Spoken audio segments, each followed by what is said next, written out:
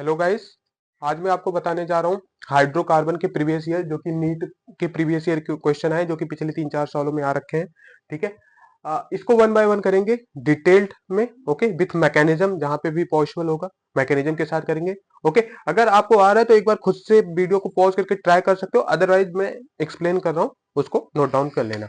Okay, one by one देखते हैं। तो जैसे ये 2025 में आ रखा है, which one of the following reaction does not give benzene the as the product. मतलब ये सारे रिएक्शंस दे रखे हैं, तो इसमें कौन सा रिएक्शन ऐसा है जो कि बेंजीन एज अ प्रोडक्ट नहीं देगा। तो अगर देखोगे, बेसिकली पहला है, ये क्या है, इथाइन है। इथाइन है तो इसमें इसको कॉमन नेम क्या होता है, एसिटाइलिन। पता है, कभी कभी कॉमन नेम भी इंपॉर्टेंट होता है। सो डेट याद रखना कि acetylene is the common name of ethyne और ethylene is a common name of ethene. Okay, so अगर इसको रेड हॉट आयरन ट्यूब से करोगे रिएक्शन, यहाँ पे ये रेड हॉट आयरन ट्यूब है एट 873 केल्विन। ठीक है, तो यहाँ पे क्या बन जाएगा, ये डायरेक्ट कन्वर्ट हो जाता है किसमें, बेंजीन में। ठीक है। अब सेकंड पॉइंट है इसमें, ये क्या दे रखा है, एक तरीके से डाइजोनियम सॉल्ट। डाइजोनियम सॉल्ट को अगर वाटर और वार्म करते हो तो क्या बनता है, बेसिकली ये फिनॉल बन जाता है। अगर वाटर और वार्म करते हो डाइजोनियम सॉल्ट को तो फिनॉल बन जाता है। ठीक है, अगर बेंजीन चाहिए तो S3PO3, लाइक ये सब रिएजेंट टाइप का चाहिए, तो यहाँ पे ये फिनॉल बन जाएगा। ओके, क्या बन जाएगा यहाँ पे, इसको मैं यहाँ पे बनाता हूँ, सो डेट ये क्या बन गया, फिनॉल। ठीक है। थर्ड में क्या दे रखा है, सोडियम बेंजोएट है। सोडियम बेंजोएट है तो सोडियम बेंजोएट को बेसिकली सोडा लाइम और हीट करोगे तो क्या होता है, ये एक तरीके का kind of decarboxylation reaction in which removal of CO2 gas. तो यहाँ पे हो जाएगा, तो ये क्या बन जाएगा, इसमें भी बेंजीन बन जाएगा। पता होना चाहिए कि किसमें क्या बन रहा है, तभी क्लियर। और ये क्या है, एक तरीके से एनहेक्सेन है, मॉलिब्डेनम ऑक्साइड है, और एट 773 10 to 20 एटमॉस्फेरिक प्रेशर। तो सो डेट ये क्या हो जाएगा, हमारा एरोमेटाइज हो जाएगा। 4K पे है ना, एरोमेटाइज हो जाएगा। एरोमेटाइज हो जाएगा तो 6 कार्बन है, तो इसमें क्या बन जाएगा, बेंजीन। और अगर यही सपोज करो 7 कार्बन होता तो क्या होता, टॉलिन बन जाता। ओके, तो इस तरीके से क्वेश्चन है, तो इसका ऑप्शन इसमें फेनॉल बन रहा है, तो इसी में जो है क्या कहते हैं, बेंजीन नहीं बन रहा है, एक ऐसा प्रोडक्ट है। ओके, देन अब मूव करते हैं नेक्स्ट क्वेश्चन पे। Predict the major product P in the following reaction sequence. अभी ये रिएक्शन दे रखा है, हमें पी बताना है क्या बनेगा। ठीक है, तो स्टेप बाय स्टेप करो विथ मैकेनिज्म के साथ, तो ज्यादा अच्छा रहेगा। अब जैसे ये क्वेश्चन है, सॉरी 5 मेंबर रिंग है। ठीक है, यहाँ पे है और यहाँ पे CH3 दे रखा है। अगर HBr से रिएक्शन कराते हैं नॉर्मल, तो क्या होता है, मार्कोवनिकॉव रूल होता है। मार्कोवनिकॉव रूल क्या बोलता है कि जैसे in in this negative part is bromide Br minus, this is H partial plus H plus. So negative part of hydrogen halide is goes to that carbon which have less number of hydrogen atom. Why? Because जहां पे less number of hydrogen atom होगा वो stabilise होगा bye inductive effect. जैसे यहाँ पे carbocation होगा तो ये इंडक्टिव इफेक्ट से स्टेबलाइज होगा। सो दैट मार्कोवनिकॉव रूल होता तो यहाँ पे अटैक होता। बट इन्होंने ना बेंजोइल पेरोक्साइड दे दिया। बेंजोइल पेरोक्साइड क्या होता है, बेसिकली ये एक पेरोक्साइड है, तो पेरोक्साइड इफेक्ट भी बोलते हैं या इसे खरास इफेक्ट बोलते हैं। तो this is a kind of anti Markovnikov rule. इसमें क्या होता है, जो नेगेटिव पार्ट है ये जाएगा जहां पे मोर नंबर ऑफ हाइड्रोजन एटम होगा, तो कहां पे आएगा, ये यहाँ पे आएगा। ठीक है, और यहाँ पे ये जाके यहाँ पे H प्लस एडिशन हो जाएगा। सो हमारा जो प्रोडक्ट बनेगा फर्स्ट स्टेप में, यहाँ पे CH3 ऑलरेडी है और यहाँ पे हमारा Br आ जाएगा। डन। इसके बाद क्या होगा, अब इसके बाद दे रखा है KCN। KCN में क्या है, बेसिकली एक तरीके से न्यूक्लियोफिलिक सब्स्टिट्यूशन रिएक्शन होगा, इसको मैं यहाँ पे बता रहा हूँ, KCN। ठीक है, अब यहाँ पे CN क्या है, माइनस है, K प्लस है। ये न्यूक्लियोफिलिक सब्स्टिट्यूशन कहाँ करेगा, यहाँ पे लिविंग ग्रुप क्या है, ब्रोमीन है, तो ये यहाँ पे अटैक करेगा और इसको बाहर भेज देगा। तो यहाँ पे क्या हमारा प्रोडक्ट बन जाएगा, यहाँ पे CN आ गया। ओके, और यहाँ पे CH3 ऑलरेडी है। ठीक है ना, CH3 ऑलरेडी। अब इसके बाद क्या देखा, third step, sodium amalgam NaHG और C2 एथनॉल में सोडियम अमलगम है। ठीक है, तो अगर इसका रिएक्शन कराओगे तो बेसिकली क्या होगा, इसका वर्क क्या होता है, सोडियम अमलगम NaHG और C2H5OH। इसका वर्क क्या होता है, बेसिकली इसका काम होता है कि इसको रिडक्शन करना। बेसिकली रिडक्शन करता है, किसको करता है, नाइट्राइल को, या जो हमारा साइनाइड ग्रुप है उसको रिडक्शन करता है सोडियम अमलगम और एथनॉल में। तो यहाँ पे नाइट्राइल क्या है या CN क्या है, साइनाइड है या नाइट्राइल है, तो इसको रिडक्शन करेगा, किसमें कर देगा, इसको रिडक्शन करके CH2NH2 में। तो क्या बन जाएगा इसका रिएक्शन प्रोडक्ट? इसका रिएक्शन प्रोडक्ट बन जाएगा यहाँ पे CH2 NH2 और यहाँ पे क्या आ जाएगा CH3। तो this is the final product of this question. तो ये हमारा क्या बन गया P। ठीक है, इसको यहाँ पे बना सकते हो। तो P बन गया। अब देखो ये कौन से ऑप्शन में है, यहाँ पे NC है नहीं, यहाँ पे भी नहीं होगा, तो ये ऑप्शन नंबर यहाँ पे यहीं पे लगा। अगर ये यहाँ पे पेरोक्साइड ना देता, बेंजोइल पेरोक्साइड ना देता, नॉर्मल देता, तो ये प्रोडक्ट बनता, क्योंकि Br का सब्स्टिट्यूशन यहाँ पे होता, तो इस तरीके से होता, तो ये प्रोडक्ट बनता। बट इन्होंने एंटी मार्कोवनिक रूल के अकॉर्डिंग कराया, तो इसका ऑप्शन नंबर सी हो जाएगा। ठीक है, इस तरीके से याद रखना, ये हो गया। पेरोक्साइड बेसिकली ऑक्सीजन ऑक्सीजन के बीच में जब बॉन्ड होता है तो उसे पेरोक्साइड बोलते हैं। ओके, तो हम लोग मूव करते हैं नेक्स्ट क्वेश्चन पे।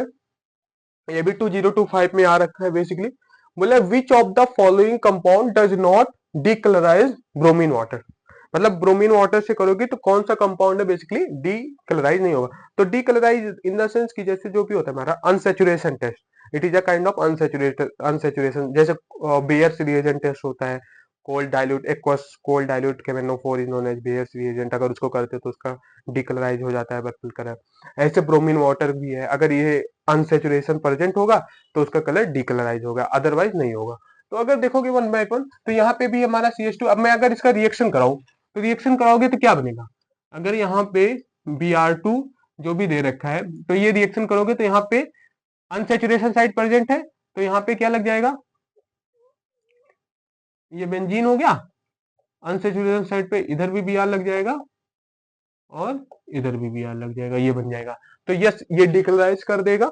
ओके, डज नॉट बोला है, तो ये क्या करोगे, एक तरीके से एनिलीन है, एनिलीन में सेम करोगे तो तुम्हें पता होगा एनिलीन में 2,4,6 ट्राइब्रोमो एनिलीन बना लेता है, क्योंकि एनिलीन का लोन पेयर जो NH2 का लोन पेयर जो है वो बहुत ज्यादा रिएक्टिव है, वो रिंग में डोनेट करेगा, तो इसकी रिएक्शन की रिएक्टिविटी बढ़ जाएगी और वो ट्राई सब्स्टिट्यूटेड ब्रोमो प्रोडक्ट बना लेगा। ट्राई सब्स्टिट्यूट क्या हो जाएगा,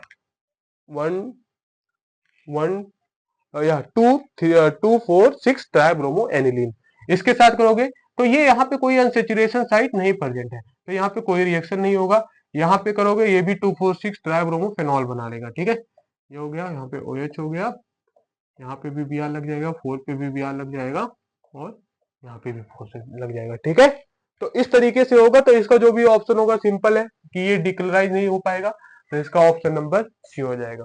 ठीक है, तो क्वेश्चन का पूछने का तरीका यही है। ठीक है, इसे सिंपल क्वेश्चन आते हैं, इसमें कोई ऐसा लॉजिकल थोड़ा बहुत भी कॉन्सेप्ट पता है, थ्योरी पता है, तो yes you can do it. Okay, ये क्वेश्चन है 2024 में आ रखा है, the alkene that can be oxidize to the corresponding alcohol by KMnO four as per the equation. Okay, तो इन्होंने एक इक्वेशन दे रखा है बेसिकली। इसमें केमेनोफोर क्या होता है, ऑक्सीडाइजिंग एजेंट होता है, स्ट्रॉन्ग ऑक्सीडाइजिंग एजेंट होता है। अब यहाँ पे इसको क्या बना रखा है कि यहाँ पे R1 R2 R3 दे रखा है, ये क्या हो कि ये सिर्फ हमें पास एल्कोहल में ही कन्वर्ट हो। बेसिकली स्ट्रॉन्ग ऑक्सीडाइजिंग एजेंट होता है, तो ये क्या तक कर देता है, एसिड तक कर देता है। तो अगर यहाँ पे क्या होना चाहिए ऐसा कि वो सिर्फ एल्कोहल तक ही कर पाए। ठीक है, तो अगर मान लो यहाँ पे हाइड्रोजन हाइड्रोजन होता तो वो एसिड में कर देता, ऑक्सीडाइज का पॉसिबिलिटी होता। बट अगर ये यहाँ पे R पे कोई मिथाइल ग्रुप आ जाए, हाइड्रोजन है, जैसे पहले ऑप्शन में हाइड्रोजन हाइड्रोजन दे रखा, तो ये एसिड के लिए हो जाएगा। यहाँ पे तीनों में CH3 है, तो तीनों पोजीशन क्या हो गया, ब्लॉक हो गया, एक ही बार ऑक्सीडाइज हो सकता है, एक बार होगा तो सिर्फ OH होगा। ऐसे इसमें क्या है, सी में R1 CH3 R2, इसमें हाइड्रोजन दे रखा, तो यस ये भी रिडक्शन होगा इसके आगे तक।